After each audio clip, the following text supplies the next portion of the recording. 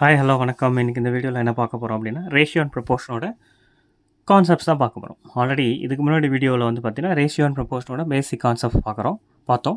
So அதோட continuation video தான் இது. இன்னும் என்னென்ன பேசிக்ஸ் இதில் இருக்குதுன்னு பார்க்கலாம். பேசிக் கான்செப்ட்ஸ்லாம் என்னென்ன இருக்குது, அது எப்படி வந்து நம்ம அண்டர்ஸ்டாண்ட் பண்ணிக்கிறதுன்னு பார்க்கலாம்.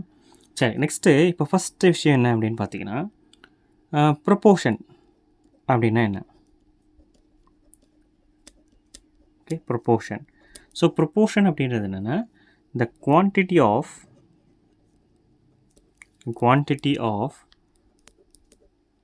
two ratio is called proportion. The quantity of two ratio is called proportion. அதாவது இங்கே பாருங்கள், so A is to B இருக்குன்னு வச்சுக்கோங்களேன், இதுக்கு பேர் proportionate. Okay, proportionate to C is to D, quantity of two ratio.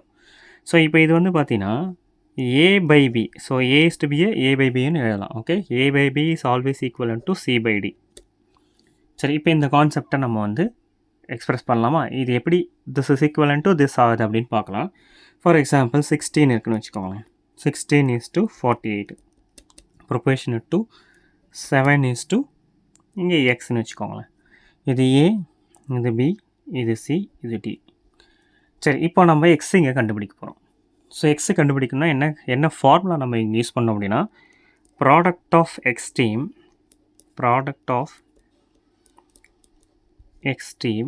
that is equivalent to product of mean.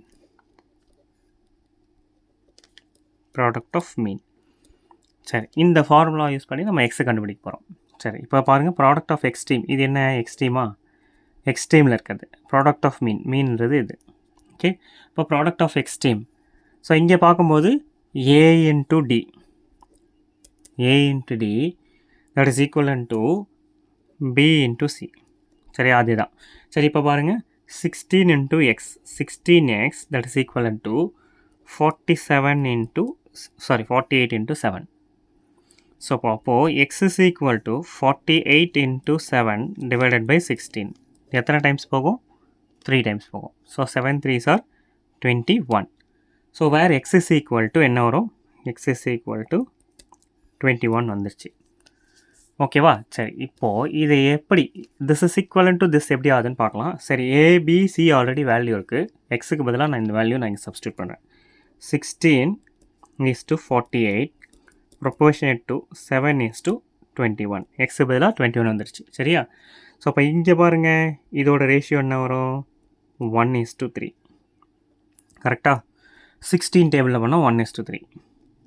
சரி, இதோட ratio பாருங்கள், 7 டேபிளில் பண்ணாலும் 1 is to 3. ஸோ இங்கே பாருங்கள், இது A, B, C, D. அப்போது A by B is equal to C by D. சரியா? 1/3 is equal to 1/3. ஸோ இது வந்து ரேஷியோவில் ஒரு இம்பார்ட்டண்ட்டான கான்செப்ட், ப்ரொபோர்ஷன்.